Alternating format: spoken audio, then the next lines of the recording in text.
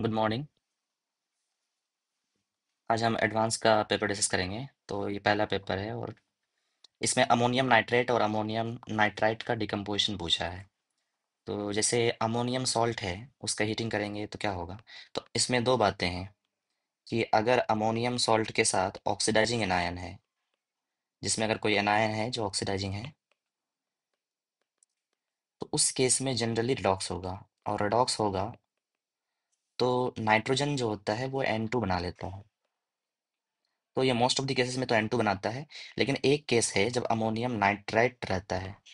अगर ammonium nitrate रहा तो इस केस में भी रिडॉक्स होगा, बट यहाँ पे N2 नहीं बनता है, यहाँ पे N2O बनता है। इसको लाफिंग गैस गैस भी बोलते हैं। तो जैसे अगर मान लो अमोनियम के साथ परमैंगनेट है, MnO4 माइनस है, या अमोनियम के साथ डाइक्रोमेट है, या फिर अमोनियम के साथ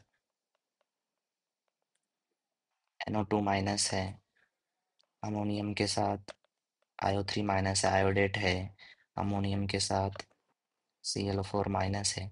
अगर ये सारे ऑक्सीडाइजिंग एनायन, ये सॉल्ट है जिनमें ऑक्सीडाइजिंग एनायन है, तो इन केसेस में रेडॉक्स होगा और हीट करने पर ये क्या निकलेगा, तो यहाँ पे N2 निकलेगा। और बाकी फिर करस्पॉन्डिंग रिड्यूस हो जाएगा, MnO4 माइनस वगैरह रिड्यूस हो जाएगा MnO2 में, ये Cr2O3 वगैरह बना लेगा एंड सो ऑन, जो भी है I2 वगैरह बन जाएगा। तो कुल मिला के इनमें N2 गैस निकलता है। लेकिन अगर अमोनियम नाइट्रेट रहा तो इस केस में क्या होगा, तो अमोनियम नाइट्रेट के केस में अपने को मिलता है N2O मिलता है, या लाफिंग गैस मिलता है।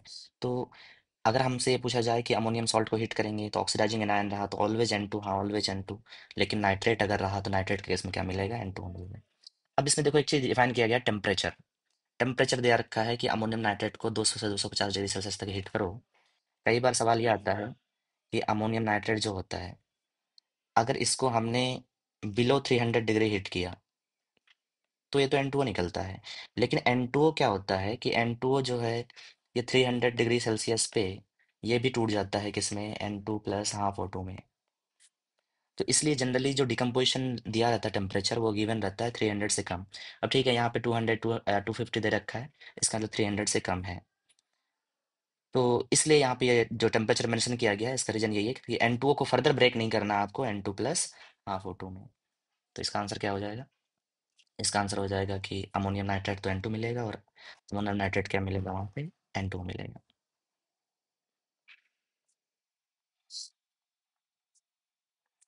नेक्स्ट क्वेश्चन है।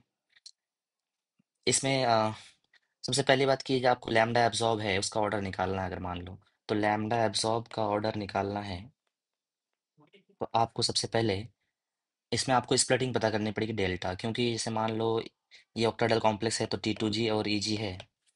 तो ये T2G और EG है, तो इनमें इलेक्ट्रॉन एनर्जी एब्जॉर्ब करके T2G से EG जाएगा। तो कितनी एनर्जी एब्जॉर्ब करेगा, तो हम ये बोलते हैं कि एनर्जी एब्जॉर्ब जो होता है वो SC बाई लैम्डा एब्जॉर्ब लिख देंगे। और डेट इज इक्वल्स टू ये डेल्टा, ये जो डेल्टा का गैप है इस पर डिपेंड। तो डेल्टा यानी जिसका डेल्टा ज़्यादा होगा उसमें लैम्डा एब्जॉर्ब क्या हो जाएगा, उसका कम हो जाएगा। तो अब डेल्टा किस पर डिपेंड करता है, तो delta depends on nature of ligand.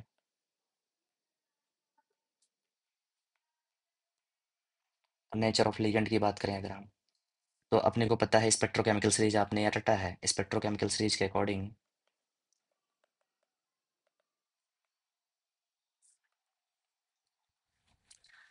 यहाँ पे जैसे साइनाइड है, तो साइनाइड ऑब्वियसली सबसे इन साइनाइड अमोनिया है, वाटर है, और Cl माइनस है। तो कार्बन डोनर ज़्यादा स्ट्रॉन्ग होता है, फिर नाइट्रोजन, फिर ऑक्सीजन, फिर हेलोजन डोनर। हम इसको ऐसे भी रखते हैं कई बार, CNOX सिनॉक्स के रूप में रखते हैं। बाकी स्पेक्ट्रोकेमिकल सीरीज रटने का आपको ट्रिक बताया था हमने। तो ठीक है, अगर ये ऑर्डर ये है, अगर स्पेक्ट्रोकेमिकल सीरीज का स्ट्रेंथ ऑफ लिगेंड है ये, तो इसका मतलब ये है कि अगर ये जितना स्ट्रॉन्ग लिगेंड होगा उसका डेल्टा ज़्यादा होगा। तो ये डेल्टा के अभी ऑर्डर वही होगा। और डेल्टा का ऑर्डर ये है, तो लैम्डा एब्सॉर्ब्ड का ऑर्डर क्या हो जाएगा, जस्ट रिवर्स हो जाएगा। यानी साइनाइड के केस में लैम्डा एब्सॉर्ब्ड कम रहेगा, फिर अमोनिया, फिर H2O, और फिर Cl माइनस, ऐसा हो जाएगा। तो इसका आंसर हो जाएगा कि ठीक है, साइनाइड वाले में कम हो जाएगा अमोनिया, वाटर और Cl।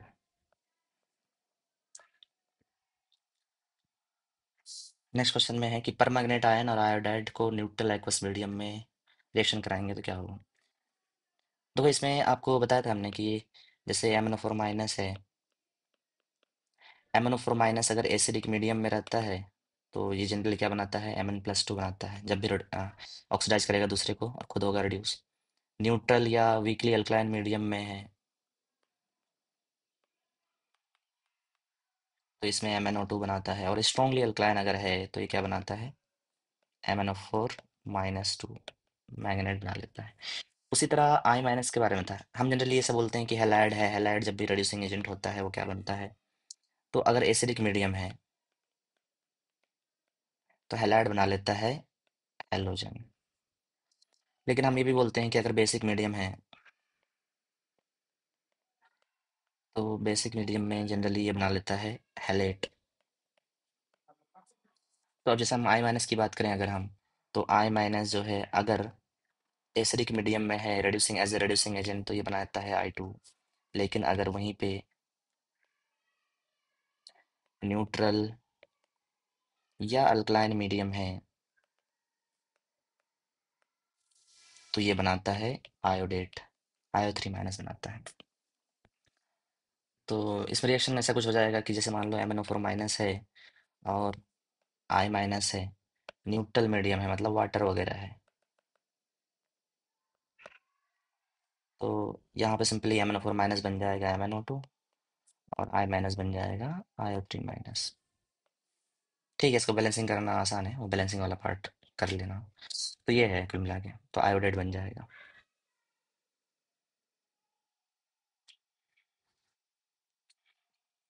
नेक्स्ट है मोलिकुलर ऑर्बिटल थ्योरी से है। ठीक है, तो इसमें आपको ये होता है कि बॉन्ड ऑर्डर बताना है Ne2 का, नियोन 2 का। तो बॉन्ड ऑर्डर के लिए हम कुछ चीज़ें रट के रखते हैं, एक तो कि जैसे कब बॉन्ड ऑर्डर जीरो होता है, तो बॉन्ड ऑर्डर जीरो कब होता है, तो आपको बताया था कि 8 लोग 420 हैं।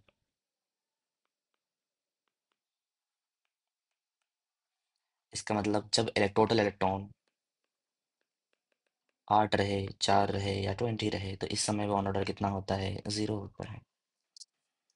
तो नियोन नियोन कितना है, नियोन का एटॉमिक नंबर हो गया 10। तो Ne2 मतलब हो गया टोटल 20 इलेक्ट्रॉन, 20 इलेक्ट्रॉन मतलब बॉन्ड ऑर्डर तो क्या आएगा, जीरो आएगा। तो bond order of neon is zero, true. तो यहाँ पे इनकरेक्ट स्टेटमेंट पूछा है, सॉरी, तो इनकरेक्ट पूछा है तो पहले हम ट्रू और ट्रू फॉल्स में कन्वर्ट कर लिख लेते हैं इसको, तो ये ट्रू हो गया। फिर बोला highest occupied molecular orbital homo of F2 is sigma type, किस टाइप का है ये बताना है। तो आपको कुछ ये बताई थी कि देखो इनका जो एनर्जी डायग्राम होता है वो तो 1s और 1s से मिलने से दो बनता है, sigma 1s2 sigma star 1s2। तो ये 1s से मिल के बनाया। उसी तरह ये एनर्जी होती है sigma 2s2 sigma star 2s2, ये 2s से मिलके बनता है। अच्छा, इनमें जो मैक्सिमम इलेक्ट्रॉन ऑक्यूपाई हो सकते हैं वो कितने हो सकते हैं, 8 इलेक्ट्रॉन, और 8 इलेक्ट्रॉन तक बॉन्ड ऑर्डर कितने होते हैं, जीरो होते हैं। जनरली हम भी बोलते हैं कि जितने भी इलेक्ट्रॉन होता है, जैसे मान लो 20 इलेक्ट्रॉन है तो इसको हमने डिवाइड किया कि 8 तक तो जीरो हो जाएगा।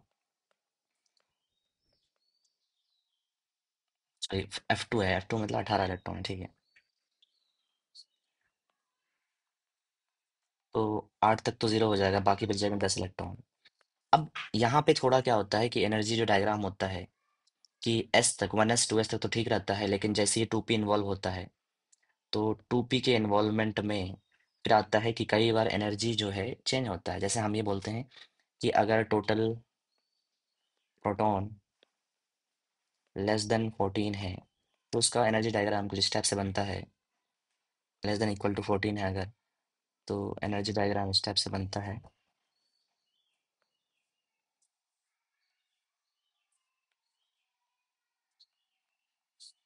यानी ये रहता है पाई 2p x, पाई 2p y, और ये रहता है सिग्मा 2p z। ये रहता है पाई स्टार 2p x, और ये रहता है पाई स्टार 2p y, और ये सिग्मा स्टार 2p z। तो इसमें क्या है कि अगर टोटल प्रोटॉन 14 या उससे कम है तो पाई की एनर्जी सिग्मा से कम आ रही है। इसको हम ऐसे रखते हैं कि अगर, हाँ, आपको रटवाया था जी, 14 साल से छोटा बच्चा है तो दरवाजा खुला रहेगा। तो दरवाजा खुला रहेगा मतलब ये डोर विल बी ओपन, ये रूफ ऑफ द हाउस है। तो ठीक है, अगर हम 18 की बात करें तो 18 ज़्यादा है। अगर 18 ज़्यादा है इसका मतलब क्या है, टोटल प्रोटोन अगर ग्रेटर देन 14 है तो इसमें हम इसे बोलते हैं कि 14 साल से बड़ा बच्चा है तो दरवाजे की कुंडी लगा लेगा वो। तो ये room door will be closed. तो जैसे डोर की बात करें तो ये क्लोज हो जाएगा। तो 14 साल से बड़े बच्चे के लिए दरवाज़ा बंद रहेगा। तो यानी हम बोल सकते हैं टोटल प्रोटॉन अगर ग्रेटर देन 14 है तो उसके लिए कुछ ऑर्बिटल डायग्राम ऐसा कुछ बनेगा।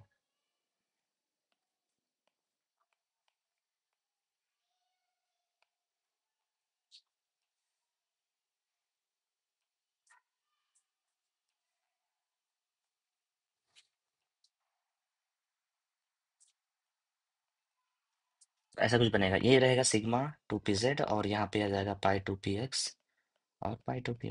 तो यहाँ पे थोड़ा सा एनर्जी में जो डायग्राम है वो थोड़ा डिफरेंट है, क्योंकि एनर्जी लेवल सिग्मा 2 pz का यहाँ पे कम हो गया। तो सिग्मा 2 pz की एनर्जी लेवल कम हो गई। तो अपने को 14 है, 14 मतलब सॉरी 14 से ज़्यादा है फ्लोरीन के लिए 18। तो 18 में हमने ये आपको ये बताया कि 8 इलेक्ट्रॉन तक तो बॉन्ड ऑर्डर 0 था, मतलब जो sigma 1s2 sigma star 1s2 sigma 2s2 sigma star 2s2, इनमें क्या हो जाएगा, बॉन्ड ऑर्डर 0 हो जाएगा। उसके अलावा फिर क्या बचेगा, जो ये, तो अब बच गए 10 इलेक्ट्रॉन। 10 इलेक्ट्रॉन है तो हम इसकी फिलिंग करेंगे तो 1 2 3 4 5 6 7 8 9 10। तो ये तो हो गया हाईएस्ट ऑक्यूपाइड मोलिकुलर ऑर्बिटल, और ये हो गया लोवेस्ट अनऑक्युपाइड मोलिकुलर ऑर्बिटल होमोलोनो। तो आपसे क्या पूछा गया है सवाल में, highest occupied molecular orbital homo of F2 is sigma type. क्या सिग्मा टाइप है? नहीं, हाईएस्ट ऑक्यूपाइड मोलिकुलर ऑर्बिटल तो ये पाई स्टार है, यानी पाई टाइप है। तो इसका मतलब ये भी क्या हो गया, इनकरेक्ट हो गया। तो ये फॉल्स हो गया।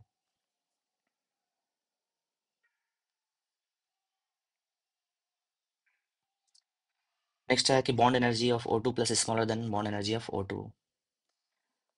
चलो इस पे कंक्लूजन पे आते हैं। इसमें हम कंक्लूजन में आपको ये बोलते हैं कि जिसे जो बॉन्ड ऑर्डर है, बॉन्ड ऑर्डर कुछ इस टाइप से ग्राफ बनता है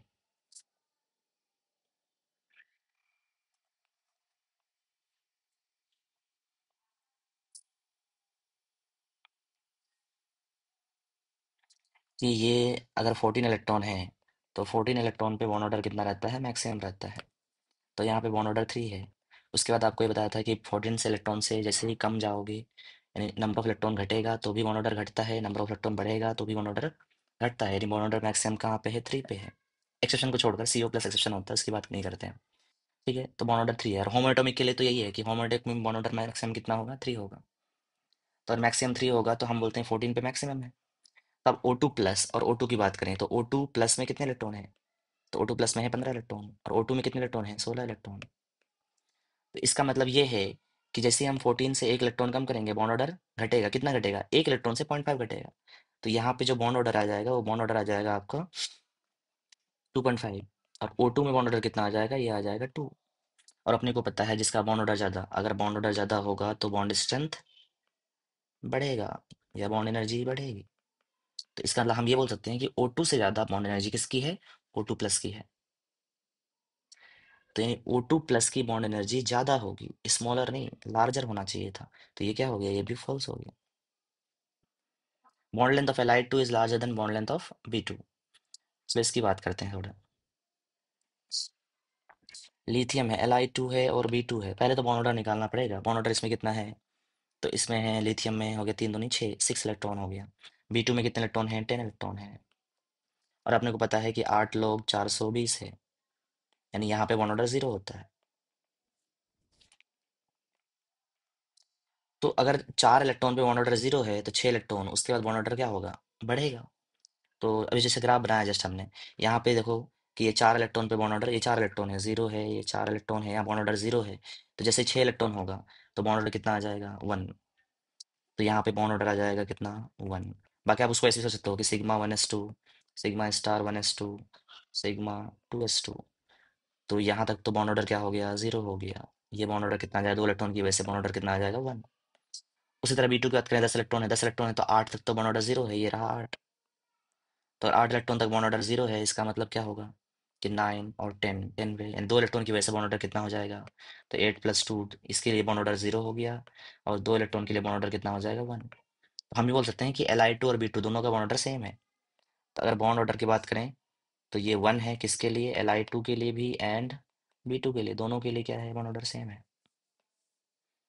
अगर दोनों के लिए बॉन्ड ऑर्डर सेम है तो अब हमें बेसिकली क्या पूछा है? बॉन्ड लेंथ पूछा है। तो इसमें ये है कि बॉन्ड लेंथ डिपेंड किस पे करेगा? तो हम साइज की बात करेंगे कि लिथियम में जो ओवरलैपिंग होगा वो कैसा होगा, कि लिथियम बड़ा है। लिथियम अगर बड़ा है तो इनमें ओवरलैपिंग होगा, तो इनका डिस्टेंस, इंटरन्यूक्लियर डिस्टेंस ज़्यादा होगा। बट बोरोन जो है, बोरोन थोड़ा छोटा है तो इनका ओवरलैपिंग के बाद जो डिस्टेंस होगा वो कम होगा। तो हम ये बोलेंगे कि यहाँ पे लिथियम का साइज साइज जो है, लिथियम का बड़ा है किससे? बोरोन से। तो इसका मतलब Li2 जो है, इसकी जो लेंथ होगी, या इंटरन्यूक्लियर डिस्टेंस की बात करें हम, इंटरन्यूक्लियर डिस्टेंस या बॉन्ड लेंथ, उसी को हम बॉन्ड लेंथ बोलते हैं, तो वो Li2 में ज़्यादा होगी किससे? B2 से।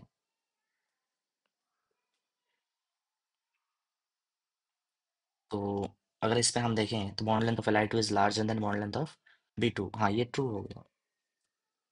तो इसमें आपसे पूछा इनकरेक्ट स्टेटमेंट, तो क्या हो जाएगा? बी और सी हो जाएगा।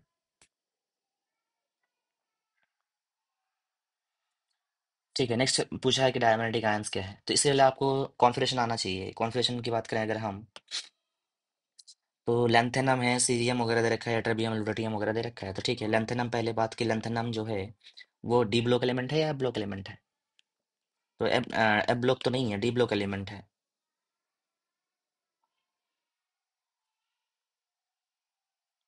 लेंथेनम जो है वो क्या है? डी ब्लॉक एलिमेंट है।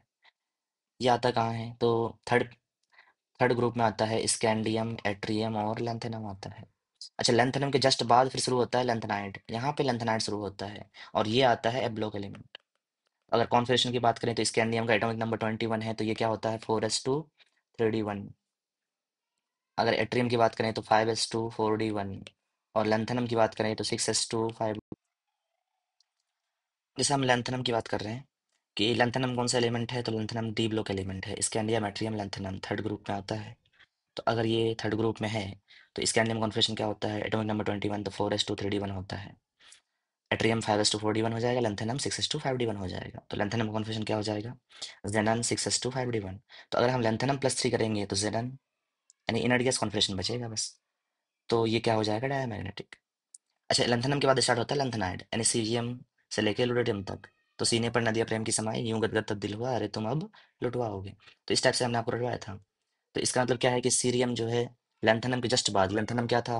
6s2 5d1, तो ये 6s2 5d1 होगा, और ये क्या होगा? 4f1। यहाँ पे अब एफ ब्लॉक एलिमेंट है तो एफ में इलेक्ट्रॉन फिल करेंगे हम, तो 4f1 से स्टार्ट होगा, और ये फिर फाइनली ये 4f14 तक जाएगा ऐसे।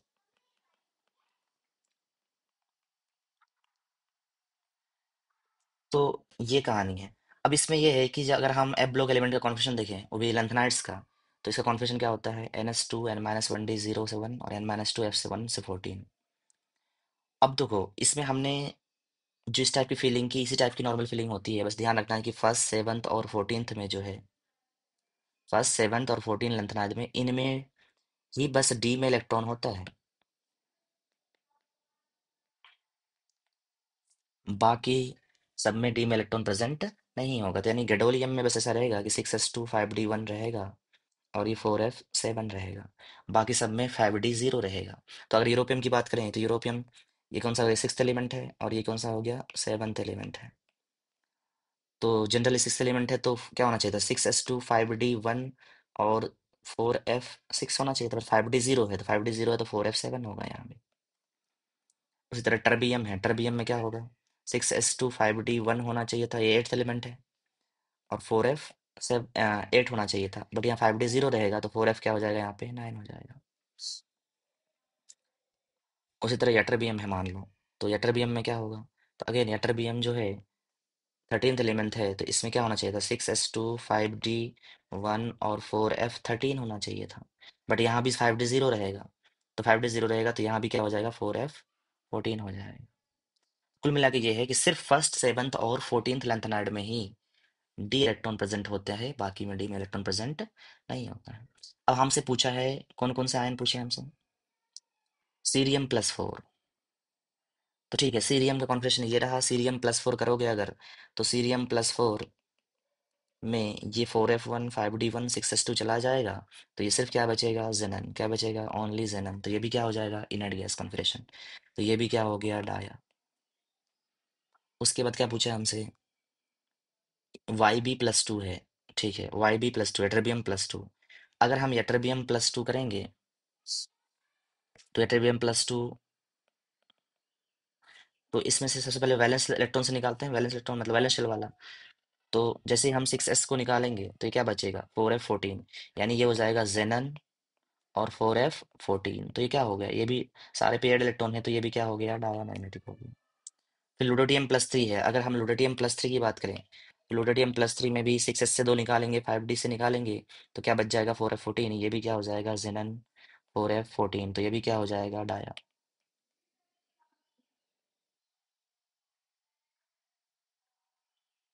तो ये भी हो जाएगा डाया।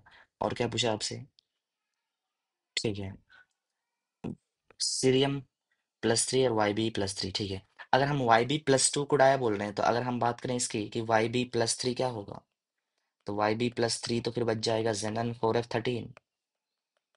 तो ये तो क्या हो जाएगा, पैरा। और अगर सीरियम +3 की बात करें, तो सीरियम +3 की बात करोगे, तो इसमें 6s2 जाएगा, 5d1 जाएगा, बट 4f1 बच जाएगा। तो अगर 4f1 बचेगा तो ये भी क्या हो जाएगा, पैरा। तो इसका मतलब ये है कि इसमें से क्या पूछा है, डायमैग्नेटिक कौन है, तो एक तो लैंथेनम +3 हो जाएगा, सीरियम +4 हो जाएगा, ट्रू। YB+2 ल्यूट्रियम +3, ये भी ट्रू। लैंथेनम +2 नहीं, पैरा हो जाएगा। YB+3 ये भी पैरा हो जाएगा। तो डाया पूछा था हमसे, तो ये डाया, ये डाया, ए और बी हो जाएगा। नेक्स्ट ऑर्डर एनालिसिस का एक सवाल है। तो इसमें आपको बेसिकली कुछ नहीं करना है, ग्रुप रिएजेंट को ग्रुप के कैटायन से मैच करना है आपको। तो आपको पता होगा कि जैसे ग्रुप 1 एनायन है, ग्रुप 1 कैटायन है, सॉरी। तो ग्रुप 1 कैटायन क्या है, तो Ag+ है, Cu+ है और Pb+2 है। और ठीक है, Hg Hg2+2 है। इसमें तो जनरली जो Cu+1 है वो पढ़ते नहीं हैं हम तो। ठीक है, तो Ag+Pb+2 Hg2+2 है। ये है ग्रुप 1 का टाइम। और ग्रुप 1 का रीजेंट क्या होता है, तो डाइल्यूट HCl होता है। पीपीटी क्या बनता है, तो क्लोराइड पीपीटी बनता है। तो यहाँ पे AgCl वगैरह बन जाएगा, जो भी बनेगा, PbCl2 सब पीपीटी बन जाएंगे। तो यहाँ रीजेंट क्या है, डाइल्यूट HCl। तो क्या सवाल में क्या डाइल्यूट HCl है, नहीं, डाइल्यूट HCl नहीं है। अब होते हैं ग्रुप 2। ग्रुप 2 के जो कटायन होते हैं वो क्या होते हैं, तो ग्रुप 2 कटायन होते हैं कुकुम्बर, परवल, कद्दू भी होंगे। सुनो सुनो, सब असली।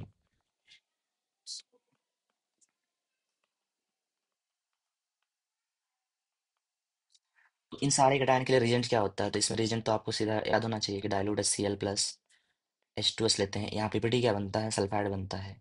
जैसे CuS बनेगा, PbS वगैरह ATC बनेगा, ये पीपीटी बनेगा।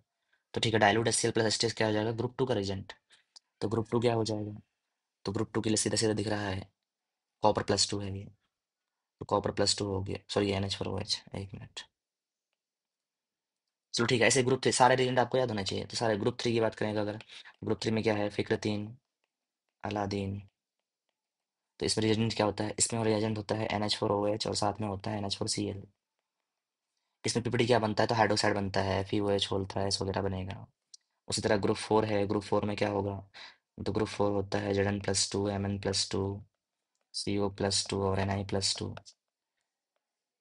तो ये कैटायन है, इनके रिएजेंट क्या होता है, इनमें भी H2S होता है, बट इसमें NH4OH प्रेजेंट रहता है। ये बेसिक मीडियम में होता है। तो यहाँ भी सल्फाइड ही बनेगा, बट ये है कि यहाँ पे सल्फाइड का कंसंट्रेशन बहुत ज़्यादा चाहिए होता है, इसलिए बेसिक मीडियम लेते हैं थोड़ा। और ग्रुप 2 में एसिडिक मीडियम लेते हैं, कौन कम कंसंट्रेशन पे पीपीटी बन जाता है। तो ये ग्रुप 4 का हो जाएगा। ग्रुप 5 में क्या हो जाएगा, तो ग्रुप 5 आपको पता है कि BSC, बेरियम +2, इससे स्ट्रोंसियम +2 और कैल्शियम +2। इसके लिए रिएजेंट क्या होता है, तो इसके लिए रिएजेंट है NH4 2 CO3 और NH4OH भी रहता है थोड़ा बहुत। ठीक है, तो इसमें क्या हो जाएगा, ये कार्बोनेट बनता है, BaCO3 वगैरह इस टाइप से पीपीटी बन जाएगा। तो कुल मिला के आपको ये 5 ग्रुप है, ग्रुप 6 वगैरह जीरो को अलग से ही पढ़ते हैं हम। तो ठीक है, इनमें आपको मैच करना है, तो मैचिंग फिर सिंपल हो जाएगा। क्या कि H2S इन NH4 यानी ग्रुप 4 वाला है, ग्रुप 4 वाला कौन हो जाएगा, तो मैंगनीज हो जाएगा। Ammonium carbonate in presence of NH4OH यानी ग्रुप 5 वाला, ग्रुप 5 BSC हो जाएगा, तो बेरियम हो जाएगा। NH4OH in presence of NH4Cl यानी ग्रुप 3 वाला, ग्रुप 3 वाला क्या हो जाएगा, फिक्रतीन अलादीन यानी एल्यूमिनियम हो जाएगा। ये हो जाएगा ग्रुप 2 वाला, ग्रुप 2 मतलब क्या हो जाएगा, कॉपर हो जाएगा। अच्छा, ये ग्रुप 6 में आता है, उसका कोई रेंज यहाँ पे नहीं दे रखा है, तो ये हो जाएगा आंसर आपका। ठीक है क्या?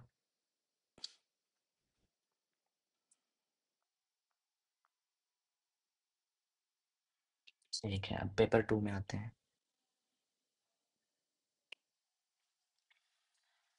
पेपर 2 में ये पहला सवाल है कि सोडियम नाइट्रोप्रोसेट टेस्ट में सल्फाइड आयन जो होता है, तो सोडियम नाइट्रोप्रोसेट टेस्ट होता क्या है?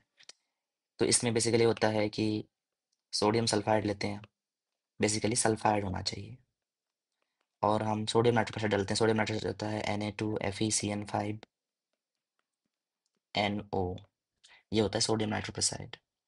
अच्छा, इसमें नोटिस करना कि जो NO है वो NO प्लस के फॉर्म में रहता है।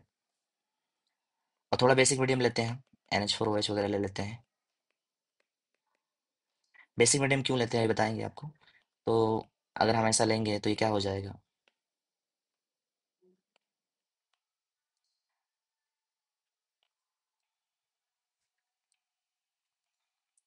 तो ये बना लेता है, इस टाइप का कॉम्प्लेक्स बना लेता है Na4FeCN5NOS। अब इसमें क्या हुआ देखो कि जो सल्फाइड आयन था, सल्फाइड आयन और NO प्लस ये आपस में कंबाइन कर जाते हैं, और जैसे ही कंबाइन करते हैं ये बना लेते हैं NOS-, NO प्लस और S-2 बना लेते हैं NOS-। तो यहाँ पे बेसिकली लिगेंड जो है वो चेंज हो गया। पहले लिगेंड क्या था हमारा, NO प्लस पहले लिगेंड था, अब जो लिगेंड बना है यहाँ पे क्या बना है, NOS- बना है। तो इसका आंसर क्या हो जाएगा, NOS। तो ठीक है, सोडियम नाइट्रोक्साइड टेस्ट होता है, ये पर्पल कलर आता है। इसमें बेसिक मीडियम इसलिए रहते हैं कि इसमें सल्फाइड पूरी तरह चाहिए, यानी सल्फाइड का कंसंट्रेशन ज़्यादा चाहिए होता है यहाँ पे। सल्फाइड का कंसंट्रेशन अगर ज़्यादा चाहिए होगा तो इसलिए हम थोड़ा सा बेसिक मीडियम लेंगे। अगर एसिडिक मीडियम रहा तो एसिडिक मीडियम में फिर सल्फाइड का कंसंट्रेशन ज़्यादा नहीं मिल पाएगा। ठीक है, कुल मिलाकर हमसे सवाल ये पूछा गया था क्या बनेगा, तो क्या बनेगा, NOS- बनेगा। नेक्स्ट ये हाइड्रोलिसिस का सवाल था। तो हाइड्रोलिसिस में आपको सिंपल से बताया था कि अगर हैलाइड है, इंटर हैलोजन है, मान लो ICL, तो इसका शॉर्टकट भी चलते हैं मैकेनिज्म, तो ठीक है। शॉर्टकट ये बताया था आपको कि आप इसको ऐसे ट्रीट करो ऑक्सीडेशन स्टेट के आधार पर, कि आयोडीन प्लस है, +1 है, Cl-1 है। तो वाटर में दो पार्ट है, H प्लस और OH-। H प्लस कहाँ जाएगा, Cl- के साथ, और OH- कहाँ जाएगा, I प्लस के साथ। तो क्या बनेगा, तो ये तो बन जाएगा IOH, यानी HOI जिसको बोलते हैं हम, ऑक्जी एसिड बन गया। और साथ में क्या बन जाएगा, ये HCl हाइड्रा एसिड बन जाएगा। तो ठीक है, एसिड है तो ये आयंस के फॉर्म में रहेगा, आयंस के फॉर्म में रहेगा यानी IO- और H प्लस के फॉर्म में रहेगा ये। तो कुल मिला के यहाँ क्या मिल जाएगा, IO-। उसी तरह अगर मैं बात करूँ ClF3 की, तो इसमें भी आपको वही बताया था, आपको कुछ नहीं करना, आपको ऑक्सीडेशन स्टेट लिखना है +3 और F-, H प्लस और OH-। H प्लस यहाँ आएगा, F- के साथ क्या बनाएगा, HF। ठीक है, इधर HF बना लेगा।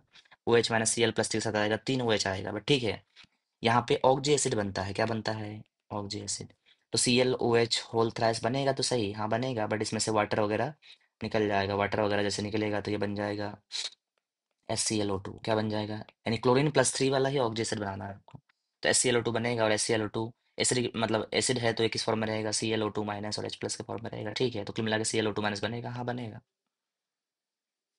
अगर हम बात करें BrF5 की, तो BrF5 लिया हमने, इसमें भी वही करना है, ब्रोमीन +5 है, F- है,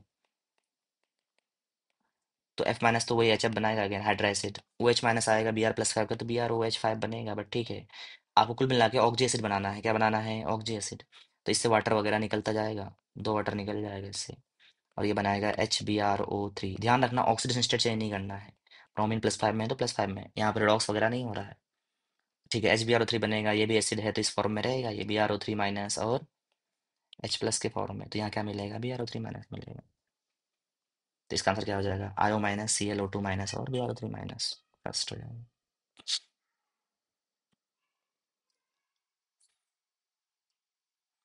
ठीक है, एक सवाल और देखते हैं।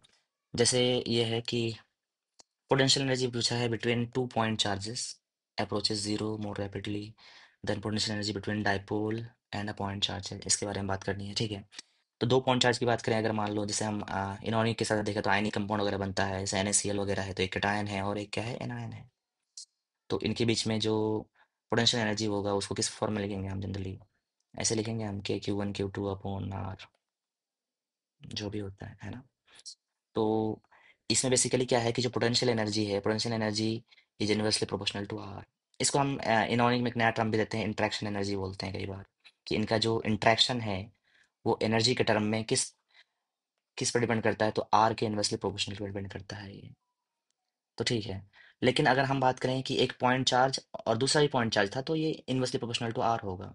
लेकिन अगर एक पॉइंट चार्ज है, मान लो कैटायन है और एक डाइपोल है, डाइपोल मतलब जैसे एक पॉजिटिव नेगेटिव दो पोल आ गया, सॉरी नेगेटिव और पॉजिटिव कर ले इसे, ठीक है। तो आप चार्ज और डाइपोल के बीच में नहीं, आयन डाइपोल, तो ये था आयन आयन हमारा। अगर हम आयन डाइपोल की बात करें तो आयन डाइपोल में जो वही इंट्रैक्शन एनर्जी वाला टर्म है वो inversely proportional to R square होता है। तो अगर हम बात करें कि जैसे ही हम डिस्टेंस को क्या करेंगे हम, हाँ इन्फिनिटी करेंगे, डिस्टेंस बढ़ाएंगे। तो डिस्टेंस बढ़ाएंगे जैसे ही, तो अगर डिस्टेंस बढ़ाया, आर बढ़ाया, तो ये तेजी से आर स्क्वायर बढ़ेगा।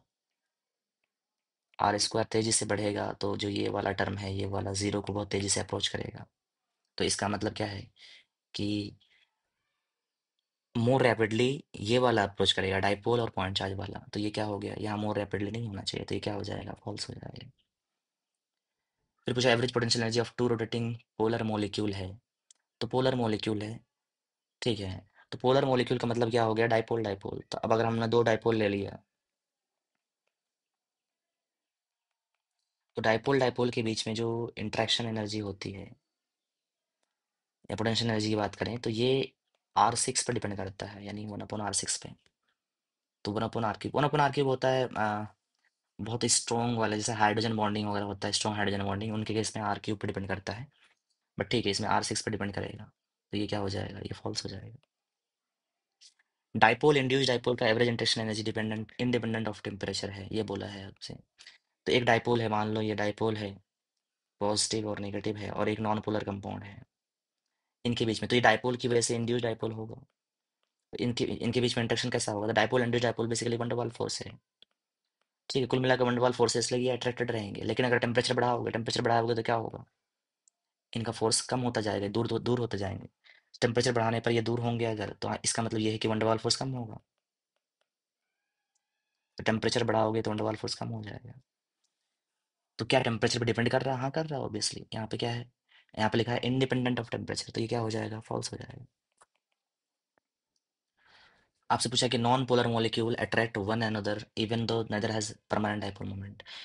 हाँ, नॉन पोलर मॉलिक्यूल में डाइपोल मोमेंट नहीं होता, बट स्टिल वो अट्रैक्ट करता है। जैसे मान लो क्लोरीन गैस ले लो, तो Cl2 है, एक Cl2 का मॉलिक्यूल है, दूसरा Cl2 का मॉलिक्यूल है। ये परमानेंट डाइपोल नहीं है, बट ये इनके इसमें क्या होता है, आईडीपी बोलते हैं हम, इंस्टेंटेनियस डाइपोल इंड्यूस्ड डाइपोल, ठीक है, ये वंडरवाल टाइप है। तो इनमें वंडरवाल फोर्स से तो अट्रैक्शन तो है, तो इसका मतलब है, तो हम ये बोलेंगे कि अगर हम परमानेंट डाइपोल ना भी है बट वंडरवाल फोर्स है, इसका मतलब अट्रैक्शन होगा। तो हाँ सही है, अट्रैक्शन तो होगा, तो ट्रू होगा ये। तो ये क्या हो जाएगा, ट्रू। तो आपसे क्या पूछा है, करेक्ट स्टेटमेंट, तो इसका आंसर क्या हो जाएगा, डी।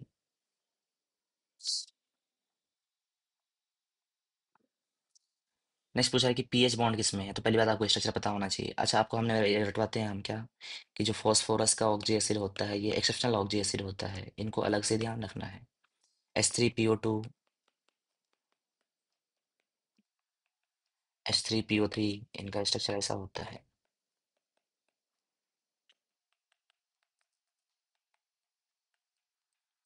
ये H3PO4 है। इसमें आपको इसलिए एक्सेप्शनल बोलते हैं क्योंकि हम जनरली ये बोलते हैं कि जनरल जितने हाइड्रोजन होते हैं ऑक्सी एसिड में वो एसिडिक होते हैं, बट इसमें सारे हाइड्रोजन एसिडिक नहीं है। इसमें देखो ओनली वन हाइड्रोजन एसिडिक है, इसमें दो हाइड्रोजन एसिडिक है, सॉरी H3PO2।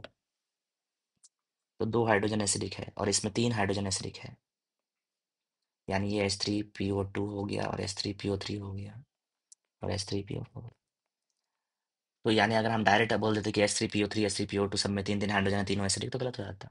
तो इसका मतलब क्या है कि ये एक्सेप्शनल है, इसको रट के रखना है, याद रखना है। तो इसमें पीएच बॉन्ड कितने हैं, तो H3PO2 में पीएच बॉन्ड देखो कितने हैं, दो है। तो इसमें पीएच बॉन्ड तो कितने हैं, दो है। इसमें पीएच बॉन्ड कितने हैं, एक है। इसमें पीएच बॉन्ड कितने हैं, तो जीरो है। अब H4P2O7, तो H4P2O7 जो है बेसिकली पायरो एसिड है। पायरो एसिड किससे बना है, H3PO4 से बना है। H3PO4 से बना है। H3PO4 का पायरो एसिड है। तो इसमें चार हाइड्रोजन, चारों के चारे क्या है, एसिडिक है। तो इसमें कोई भी पीएच बॉन्ड नहीं है, तो पीएच बॉन्ड कितना हो जाएगा, जीरो हो जाएगा। तो आपसे पूछा किसमें पीएच बॉन्ड है, तो क्या हो जाएगा, एक H3PO3 हो जाएगा और H3PO2 हो जाएगा। ठीक है, एक सवाल है कि स्पिन मैग्नेटिक मोमेंट पूछा है Mn Br6-3 का और MnCn6-3 का। तो अगर स्पिन मैग्नेटिक मोमेंट देखें तो ठीक है, मैंगनीज दोनों केस में क्या है, +3 है। मैंगनीज +3 है, कोऑर्डिनेशन नंबर 6 है। मैंने बताया था कोऑर्डिनेशन नंबर 6 जब भी रहे तो आप क्या करो, हमेशा डायरेक्ट क्या करो, T2G और EG से। T2G ऑक्टाइडल कॉम्प्लेक्स हो गया। यहाँ पे एक, यहाँ पे है वीक फील्ड लिगेंड, मान लो Br- लेते हैं, वीक फील्ड लिगेंड है, वीक फील्ड लिगेंड है तो पेयरिंग नहीं कराएंगे, तो नो पेयरिंग। यहाँ पे साइनाइड है यानी strong field ligand, strong field ligand है तो पेयरिंग कराएंगे, तो यहाँ पेयरिंग करा दो। तो अब मैंगनीज +3 है, मैंगनीज क्या होता है, 4s2 3d5 +3 करोगे तो क्या हो जाएगा, 3d4। 3d4 हो गया, 3d4 वीक फील्ड लिगेंड है, 1 2 3 4। तो यहाँ पे चारों अनपेड इलेक्ट्रॉन है तो 4 पॉइंट, मैग्नेटिक मोमेंट क्या हो जाएगा, चार अनपेड इलेक्ट्रॉन तो 4.9 हो जाएगा। यहाँ पे 1 2 3 4 पेयरिंग कराएंगे क्योंकि स्ट्रॉन्ग फील्ड लिगेंड है। तो यहाँ दो अनपेड इलेक्ट्रॉन है, दो अनपेड, मैग्नेटिक मोमेंट कितना हो जाएगा, 2.83 के आसपास होता है। तो इनका सम पूछा है, तो टोटल मैग्नेटिक, इनका सम करोगे तो कितना हो जाएगा ये, अम, 3 हो जाएगा, 9 17 हो जाएगा, 4 2 6 1 7, 7.73 के आसपास हो जाएगा। ठीक है। Okay, thank you.